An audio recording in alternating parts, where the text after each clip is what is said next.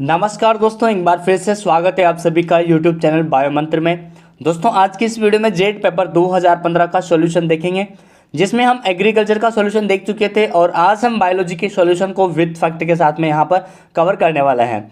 पिछली वीडियोज में हमने जेट पेपर 2016 का सॉल्यूशन किया था, जिसका लिंक आपको डिस्क्रिप्शन में मिल जाएगा। तो चलिए इस वीडियो को स्टार्ट करते हैं। स्टार्ट करने से पहले आप सभी प्यारे स्टूडेंट से एक रिक्वेस्ट है कि वीडियोस को पूरा देखें एंड चैनल को सब्सक्राइब करके बेल आइकन को जरूर से प्रेस कर लें। तो आज की वीडियो का पहला क्वेश्चन आपके सामने है, निम्न में से किस संवर्धन तरीके से कीटों का नियंत्रण किया जाता है। तो संवर्धन तरीके से आपको कीटों का नियंत्रण किसके द्वारा किया जा सकता है ये बताना है। ऑप्शन आपके सामने है ताप, प्रकाश, हाथ से तोड़ना, फसल चक्रण।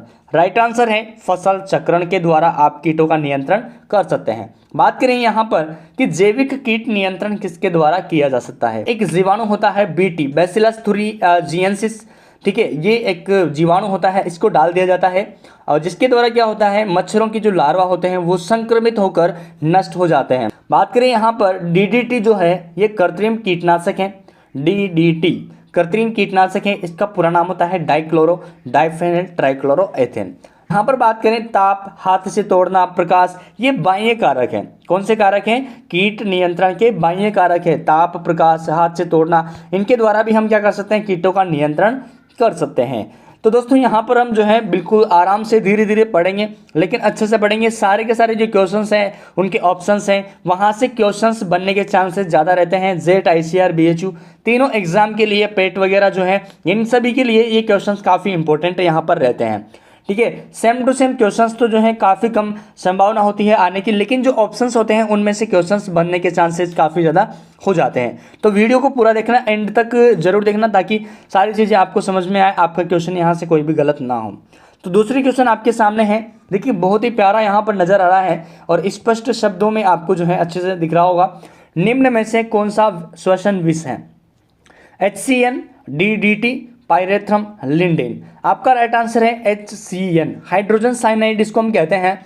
ठीक है, पायरेथ्रम की हम बात करें तो कई पुराने विश्व पौधों का जीनस था पायरेथ्रम। इनकी जो है आभूषण के लिए खेती की जाती थी पायरेथ्रम की। बात करें DDT आपको मैंने बता दिया है कीटनाशी है। ठीक है, लिंडेन की बात करें तो इसका जो फॉर्मूला होता है वो होता है C6H6Cl6। C6H6Cl6 इसका फॉर्मूला होता है, एक प्रकार का कीटनाशी है लिंडेन, और इसे गामा हेक्सा क्लोरोसाइक्लोहेक्सेन, ठीक है, गैमेक्सेन, गैमलिन, बेंजीन हेक्साक्लोराइड के रूप में भी हमें जाना जाता है इनको। ठीक है, लिंडेन को। बात करें क्वेश्चन नंबर 3 की, निम्न में से कौन सा अकार्बनिक कीटनाशी है? अकार्बनिक कीटनाशी बताना है आपको। रोटेनॉन, pyrethrum, zinc phosphide, nicotine. Right answer है जिंक फास्फाइड। ZN3P2 इसका फॉर्मूला होता है। ठीक है, चूहे मारने की दवा के रूप में भी इसका उपयोग किया जाता है। और रोटेनॉन की बात करें तो रोटेनॉन का जो फॉर्मूला होता है वो आपको ध्यान रखना है, C23H22O6 इसका फॉर्मूला होता है। ये भी एक प्रकार का कीटनाशी है। ठीक है, और कवकनाशी भी है, जो कि कार्बनिक यौगिक है। कौन सा है? कार्बनिक है। कार्बनिक कीटनाशक आप इसको कह सकते हो, रोटेनॉन को। ठीक है, और अकार्बनिक कौन सा हो गया? Zinc phosphide. पायरेथ्रम की हम बात करें यहाँ पर तो मैंने बता दिया है आपको पायरेथ्रम अच्छे से। ठीक है, कई पुराने विश्व पौधों का जीनस था जिसकी आभूषण के लिए खेती की जाती थी। ठीक है, निकोटीन आपको पता है, इसे चाय के लिए, चाय में पाया जाने वाला एक प्रकार का एल्कलॉइड होता है। हीमोग्लोबिन का ऑक्सीजन वियोजन वक्र होता है सिग्मा रूपी, रैखिक, हाइपरबोली, पैराबोली। तो इसका राइट आंसर है सिग्मा रूपी। कैसा होता है? सिग्मा रूपी होता है, या आप कह सकते हो एस आकार का होता है हीमोग्लोबिन का ऑक्सीजन वियोजन वक्र।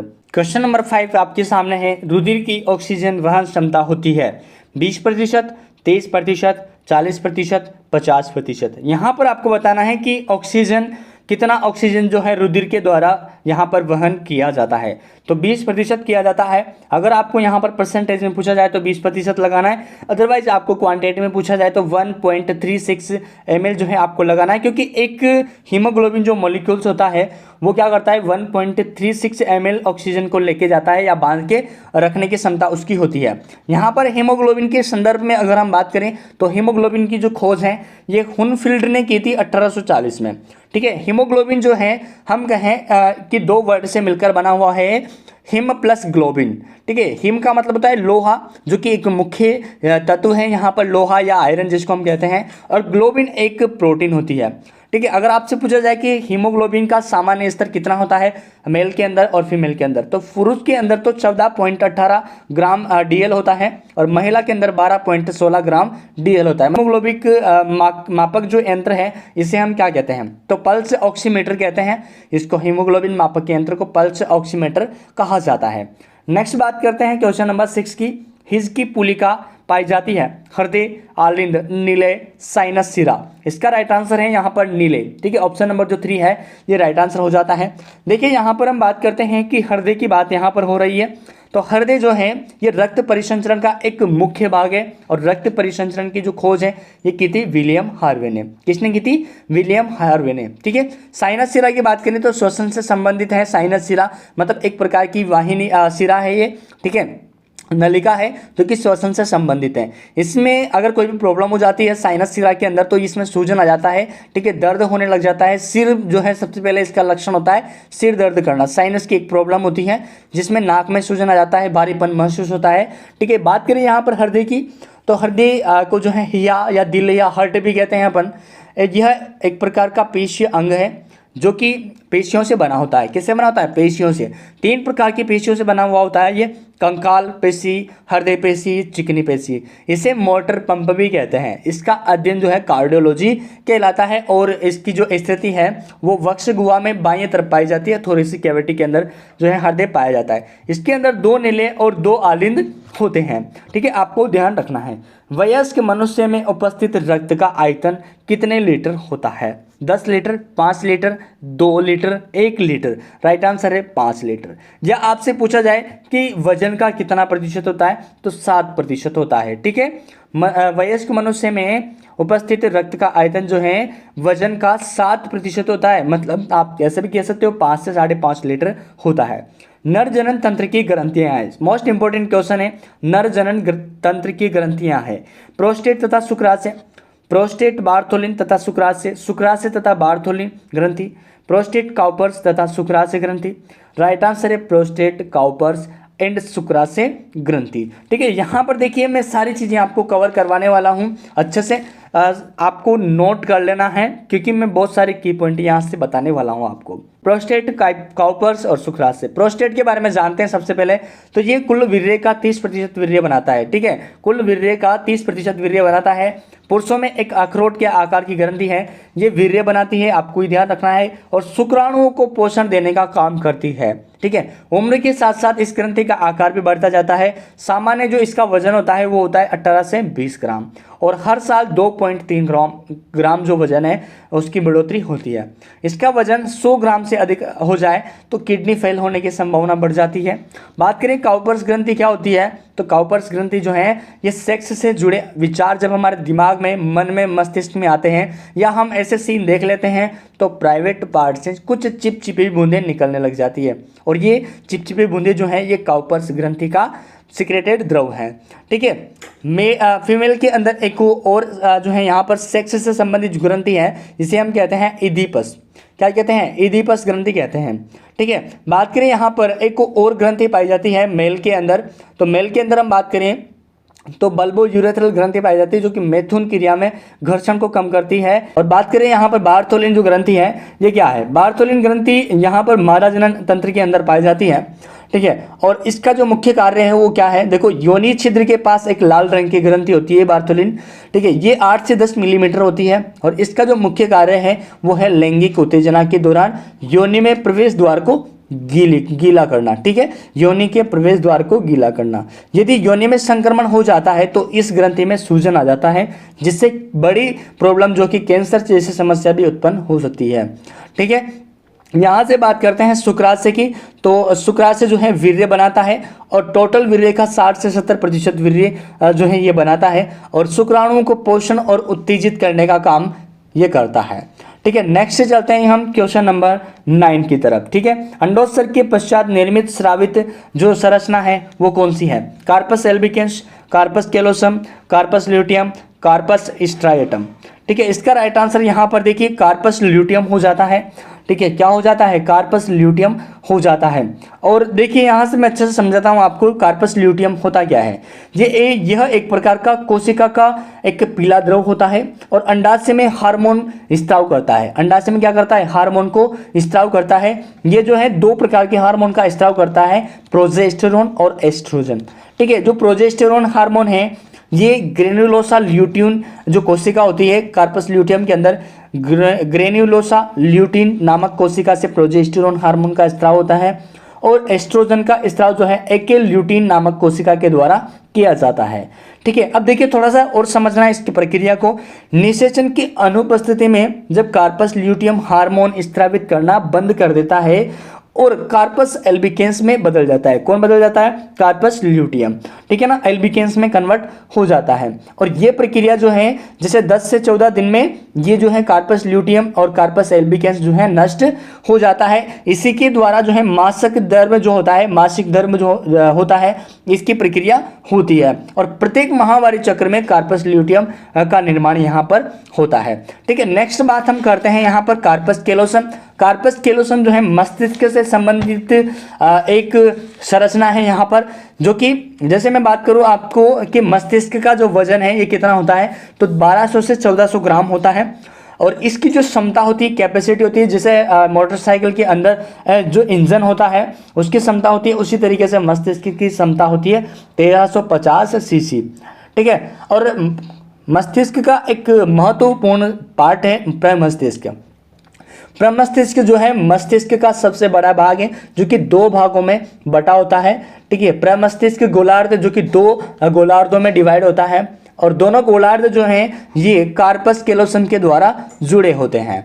ठीक है, ये क्या करता है, जो प्रमस्तिष्क होता है ये नेत्र, कान, नाक से आने वाली जो सूचनाएं हैं उनको ग्रहण करने का काम करता है।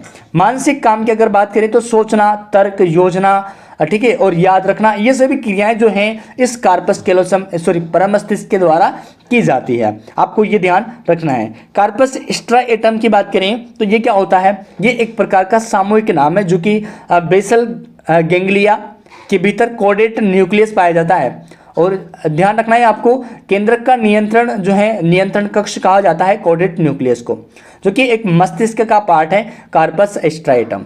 ठीक है, और ये बनता है किससे, कोडेट न्यूक्लियस और लेटिफॉर्म न्यूक्लियस से। ठीक है, तो ये थोड़ा सा आपको ध्यान रख लेना है।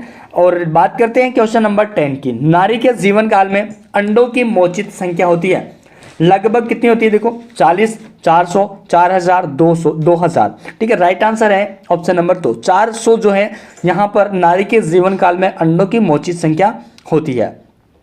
नेक्स्ट बात करते हैं पादप कोशिका में सूत्री कोशा विभाजन की वह कौन सी अवस्था है जिसमें केंद्रक व केंद्रिकाएं पुनः दिखाई देने लगती हैं। अंत्यावस्था, पूर्वावस्था, मध्यावस्था, पश्चावस्था। राइट आंसर है यहाँ पर अंत्यावस्था।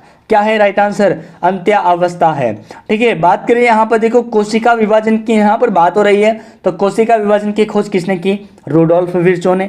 कब की, 1855 में की।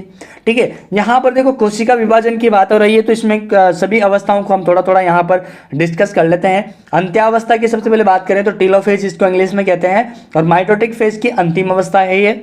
इसमें डीएनए जो है 2 बराबर भागों में विभाजित हो जाता है अंत्यावस्था में। अर्ध जो गुणसूत्र होते हैं वो क्रोमेटिन धागों में बदल जाते हैं। बात करें पूर्वावस्था की, पूर्वावस्था के को हम प्रोफेज कहते हैं। जो क्रोमेटिन धागे होते हैं वो कुंडलित होकर गुणसूत्र बनाते हैं इस अवस्था में, और केंद्रक झिल्ली लुप्त हो जाती है और तर्क तंतुओं का इसमें विभाजन स्टार्ट हो जाता है पूर्वावस्था के अंदर, आपको ध्यान रखना है। ठीक है, मध्यावस्था की बात करें, यहाँ पर मेटाफेज की बात करें तो तर्क तंतु जो है पूर्णतया यहाँ से विभाजित हो जाते हैं और तारक केंद्रों से जो है तर्क तंतुओं का निर्माण होता है। ये बात आपको ध्यान रखनी है। गुणसूत्र तर्क तंतुओं की मध्य पटलिका पर व्यवस्थित हो जाते हैं किस अवस्था के अंदर, मध्यावस्था में। लिख लेना है आपको सारे की पॉइंट, ठीक है, ऐसे याद नहीं रहेंगे आपको। बात करते हैं पश्चावस्था की, मतलब एनाफेज की। तर्क तंतु पूर्णतया ध्रुवों पर पहुंच जाते हैं और प्रत्येक गुणसूत्र 2 अर्ध गुणसूत्रों में विभाजित होकर ध्रुवों पर पहुंच जाते हैं। और इसके अंदर पश्चावस्था में जो गुणसूत्रों का आकार है ये V, J, L और I के समान दिखाई देता है। ठीक है, ये क्लियर हो जाता है आपके सामने क्वेश्चन नंबर 11, इसका राइट आंसर अंत्यावस्था था। ठीक है, क्वेश्चन नंबर 12 की बात करें, निम्न में से कौन सा कोशिकीय घटक पौधों की जड़ों में प्राय नहीं पाया जाता है। तो कौन सा घटक यहाँ पर नहीं पाया जाता है? ल्यूकोप्लास्ट, राइबोसोम, माइटोकॉन्ड्रिया, हरित लवक। तो जड़ों के अंदर हरित लवक नहीं पाया जाता है। पौधों की जड़ों के अंदर कौन सा नहीं पाया जाता है? हरित लवक नहीं पाया जाता है। अब देखिए यहाँ से प्लास्टिक जो है, लवक जो है, इसकी बात हो रही है, ठीक है। ल्यूकोप्लास्ट, हरित लवक, क्लोरोप्लास्ट, ठीक है, ये सारी डिस्कस में थोड़ा सा आपको डिस्क्राइब यहाँ पर कर देता हूँ। जैसे कि हम बात करें प्लास्टिड या लवक, तो ये शब्द जो है हैकेल ने दिया था, और जो सिम्पर नामक वैज्ञानिक है, इन्होंने लवक को क्लोरोप्लास्ट नाम दिया था। और जो क्लोरोप्लास्ट हैं या प्लास्टिड हैं, ये दोहरी झिल्ली युक्त कोशिकांगे और पादप कोशिका में उपस्थित होता है। बात करें यहाँ पर देखो ल्यूकोप्लास्ट क्या होता है? अवर्णी लवक इसको हम कहते हैं, ल्यूकोप्लास्ट को। ये एक प्रकार का रंगीन लवक है। ये सूर्य के प्रकाश से दूर, मतलब अंधेरे में जहाँ पर सूर्य का प्रकाश नहीं जा सकता वहाँ पर पाया जाता है। और ये 3 प्रकार के होता है ल्यूकोप्लास्ट। कितने प्रकार का? 3 प्रकार का। पहला है एमाइलोप्लास्ट जो कि स्टार्च का संग्रह करता है, एलियोप्लास्ट जो कि वसा का संग्रह करता है, एल्यूरोप्लास्ट जो कि प्रोटीन का संग्रह करता है। नेक्स्ट बात करते हैं आपके सामने यहाँ पर, देखिए बात करें हरित लवक या क्लोरोप्लास्ट क्या होता है। हरित लवक या क्लोरोप्लास्ट क्या होता है? इसमें जो क्लोरोफिल, जेंथोफिल, केरोटीन, ये सभी वर्णक इसके अंदर पाए जाते हैं क्लोरोप्लास्ट में। प्रकाश संश्लेषण में ये भाग लेता है और अर्ध स्वायत्त शासी कोशिकांग है। अर्ध स्वायत्त शासी कोशिकांग क्यों कहते हैं? क्योंकि इसके अंदर स्वयं का डीएनए और आरएनए और 70S राइबोसोम होता है। बात करें माइटोकॉन्ड्रिया की, माइटोकॉन्ड्रिया को कोशिका का शक्तिगृह कहते हैं, ठीक है, पावर हाउस ऑफ सेल कहते हैं। सर्वप्रथम माइटोकॉन्ड्रिया को कोलिगर ने देखा था। खोज इसके अल्टमान और फ्लेमिंग ने की थी। अल्टमान ने माइटोकॉन्ड्रिया को बायोप्लास्ट कहा था और फ्लेमिंग ने फाइला कहा था। नामकरण इसका पेंडा ने किया था और इसे भी अर्धस्वायत्त शासी अंग कहा जाता है क्योंकि इसके अंदर स्वयं का डीएनए, आरएनए और 70S राइबोसोम होता है। राइबोसोम की बात करें, प्रोटीन की फैक्ट्री इसको कहते हैं और कोशिका का सबसे छोटा कोशिकांग है राइबोसोम। सबसे बड़ा पूछा जाए तो केंद्रक है। खोज राइबोसोम की पेलाडे ने की थी। इसका निर्माण केंद्रिका के द्वारा होता है, ठीक है। बात करिए नेक्स्ट क्वेश्चन की, क्वेश्चन नंबर 13, निम्न में से मरोद्भिद को चिन्हित करें। Brassica, Cuscuta, Capparis, Hydrilla. Right answer है यहाँ पर केप्रिस। केप्रिस ध्यान रखना है आपको, ठीक है, मरुद्भिद पादप है एक प्रकार का। और ब्रेसिका की बात करें तो ये सरसों से संबंधित जीन है, ठीक है, कुल है। कस्कटा की बात करें तो ये एक प्रकार का एक कोशिकीय परजीवी है जिसे अमरबेल भी कहा जाता है। हाइड्रिला जो है ये जलीय पौधा है। देखो नेक्स्ट क्वेश्चन है, क्वेश्चन नंबर 14, समुद्र के किनारे उगने वाले पौधे की तरह के गुण दर्शाते हैं। मरुद्भिद, जलोद्भिद, समोद्भिद, निमग्न। देखिए जो ऑप्शन यहाँ पर दे रखे हैं ना, ये ऑप्शन सारे के सारे गलत हैं। इसका राइट आंसर आएगा लवणोद्भिद। क्या आएगा? लवणोद्भिद, ठीक है। आपको ध्यान रखना है भूमि में लवणों की मात्रा अधिक होती है, ठीक है, इसीलिए यहाँ पर क्या होता है, समुद्र के किनारे जो उगने वाले पादप होते हैं उनके अंदर लवण की मात्रा ज़्यादा होती है क्योंकि लवणोद्भिद पादप जो है ये समुद्र के किनारे उगते हैं। अब यहाँ से हम थोड़ा सा और देख लेते हैं कि जो मरुद्भिद पादप हैं ये शुष्क स्थानों पर उगते हैं, ठीक है, और जो समोद्भिद पादप हैं ये जल की पर्याप्त उपलब्धता वाले स्थानों पर उगते हैं, जैसे कि सदाबहार जो वन है, ठीक है, ये उगते हैं। ऊंची जो पहाड़ियाँ हैं, ठीक है, उनके अंदर समोद्भिद प्रकार के वन जो है उगते हैं। जलोद्भिद की बात करें तो जलोद्भिद जो है जल में उगने वाले पादपों को हम क्या कहते हैं? जलोद्भिद कहते हैं, ठीक है। और निमग्न मतलब ये भी कैसे है? निमग्न मतलब जल के अंदर रहने वाले पादपों को निमग्न हम यहाँ पर कहते हैं। थोड़ा सा यहाँ पर डिस्क्राइब कर लेते हैं हम कि जो लवणोद्भिद पादप है इसको हम किस तरीके से डिस्क्राइब कर सकते हैं। लवणोद्भिद पादपों में वायवीय अंग निकल के आते हैं, ठीक है। इसकी जो जड़ें हैं उनमें से वायवीय अंग निकल के आ जाते हैं। जैसे कि एक यहाँ पर उदाहरण हम देखें तो राइजोफोरा जो है एक बेस्ट उदाहरण है इसका, जिसको हम मैंग्रोव वनस्पति के नाम से भी जानते हैं। दलदलीय मृदा और मृदा में मीथेन की मात्रा सर्वाधिक होती है। लवणोद्भिद जो मृदा पादप होते हैं इनकी मृदा में दलदलीय मृदा होती है एक प्रकार से, और मृदा में मीथेन की जो मात्रा है वो सर्वाधिक होती है, इसीलिए इसकी मृदा में मीथेनोजन जो जीवाणु हैं ये पाया जाता है, ठीक है। और जो लवणोद्भिद पादप होते हैं इनको हम जो है जरायुज पित्रस्थ अंकुरण भी कहते हैं। जरायुज या पित्रस्थ अंकुरण भी इनको कहते हैं क्योंकि इनमें जो है पेड़ पर जो बीज आता है उस पेड़ पर लगा हुआ बीज का ही क्या हो जाता है? फल आता है। उस फल में बीज का अंकुरण हो जाता है, पेड़ पर लगे लगे ही फल का अंकुरण हो जाता है, इसीलिए इसको पित्रस्थ अंकुरण भी कहते हैं या जरायुजता इसको हम कहते हैं। क्वेश्चन नंबर 15 की बात करते हैं। एक क्रॉस जो दो सत्य प्रजनित लाइनों, एक गहरे नीले फूलों के साथ और एक चमकदार सफेद फूलों के साथ के मध्य क्रॉस करवाने पर हल्के नीले रंग की F1 संतान पैदा करता है। जब इन F1 संतान को स्वपरागित करवाते हैं तो गहरे नीले रंग के फूल, हल्के नीले रंग के फूल तथा सफेद रंग के फूल लिए पौधे 1:2:1 के अनुपात में पाए जाते हैं। इन परिणामों के लिए क्या आनुवांशिक घटना तर्क संगत हैं? देखिए ये क्वेश्चन मैंने आपको सारा कुछ यहाँ पर बता दिया है। इसका जो थोड़ा सा क्वेश्चन है ये इस नेक्स्ट स्लाइड पर है, आप देख सकते हैं। ठीक है, तो घटना तर्क संगत है। एपिस्टेसिस, अपूर्ण प्रभाविता, सह प्रभाविता, अंतर प्रजातहास। इसका राइट आंसर है अपूर्ण प्रभाविता। बात करें सह प्रभाविता की, तो सह प्रभाविता की बात हम करते हैं कि जब किसी कारक या जीन के युग्म विकल्पी में कोई भी कारक प्रभावी या अप्रभावी न होकर मिश्रित रूप से अगर प्रभाव डालता है तो उसे सह प्रभाविता कहते हैं। ठीक है, यहाँ पर दूसरा फर्स्ट ऑप्शन है एपिस्टेसिस। ठीक है, ये क्या होता है? ये एक प्रकार की घटना है जिसमें एक जीन के प्रभाव को एक या कई जीनों के द्वारा संशोधित किया जाता है, इसीलिए इसको संशोधक जीन भी कहते हैं। इसका प्रयोग जो है जनसंख्या आनुवांशिकी में किया जाता है। किसका? एपिस्टेसिस का। ठीक है, ये आपके 15 क्वेश्चंस यहाँ पर कवर हो जाते हैं। आई होप आपको सारे क्वेश्चंस अच्छे से समझ में आए होंगे, आपने नोट जरूर किए होंगे ताकि सारे के सारे क्वेश्चंस को आप एक बार रिवाइज और कर सकें। तो गाइस आज के लिए इतना है, बाकी फिर से नेक्स्ट पार्ट नंबर 2 के अंदर 2015 के सॉल्यूशन के साथ में मिलते हैं हम। तब तक के लिए जय हिंद, जय भारत, खुश रहिए, मस्त रहिए एंड थैंक्स फॉर वॉचिंग।